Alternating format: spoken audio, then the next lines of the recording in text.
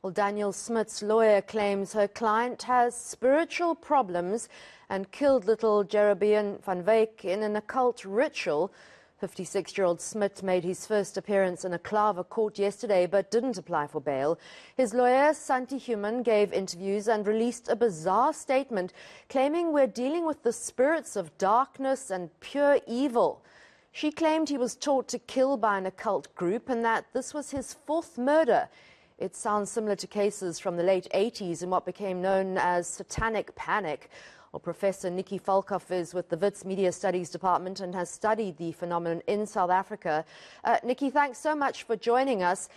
I don't know if you've watched Devil's Dorp, which debunked a lot of theories about satanic panic as being very, very isolated and part of the Christian National Party's panic at some sort of force trying to overtake Christian nationalism. Is satanic panic still a phenomenon out here? Absolutely.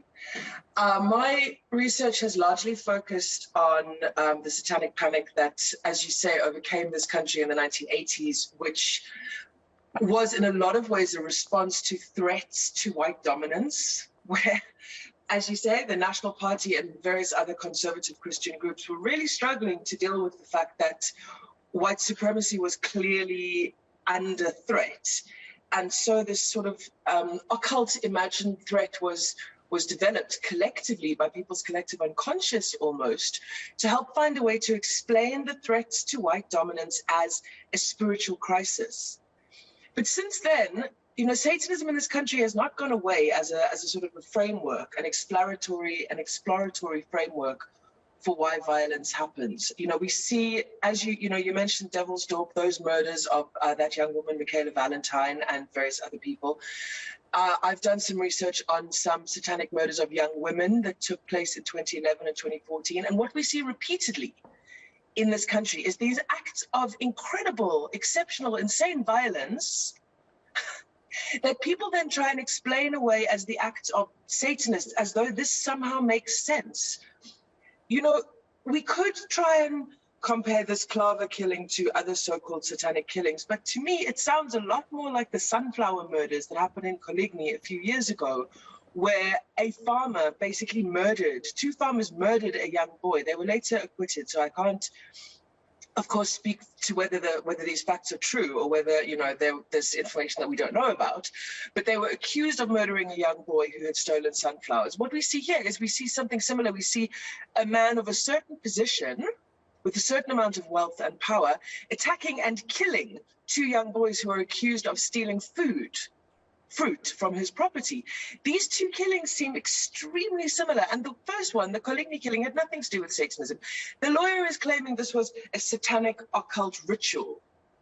But is it not strangely coincidental that the victim of the satanic occult ritual also happened to be a poor child who this powerful man was very angry with for trespassing on his property and allegedly stealing his property? I mean, to me, it seems as though the diagnosis of Satanism, once again, is some sort of excuse that's being trotted out to try and defer the reality of the kind of violence that we live with in this country, a lot of which is about privilege and power and entitlement, and the fact that this man thought he had the right to attack these young boys and end one of their lives because they trespassed on his property.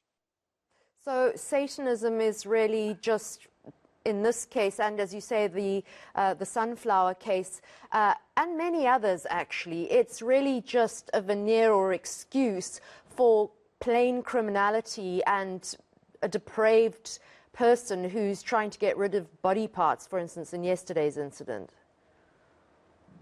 That's what I would say, yes. My own research has suggested that satanic cults, in the way that this lawyer is trying to suggest, do not actually exist. We have never found proof in this country of satanic cults or any sort of satanic conspiracy. In fact, internationally, there's never been any proof found that Satanism exists as a sort of organized cult or organized religion or organized group. What we do find is lone individuals going, I am a Satanist, therefore I am robbing graves, or at the worst extremes, I'm killing people.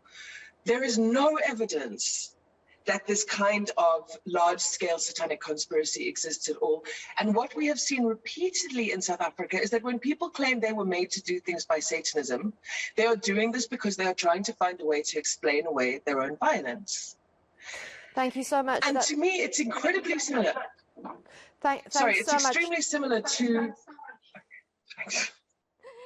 Nikki, thank you so much. Our time is up, but that's really insightful, and I think we should bring you on again for a longer conversation and more in-depth conversation about this phenomenon and what ripple effect it has. Nicky Falkof from Wits. Taps, I was actually just thinking back to some of the previous cases of so-called Satanism, and while it may not exist, one of the issues, one of the problems is copycats. Yeah. And that's the only thing that worries me. And I guess like Nikki was saying, people doing things in the name of these cults that don't exist when there's no evidence that they exist. Yeah, exactly. Now,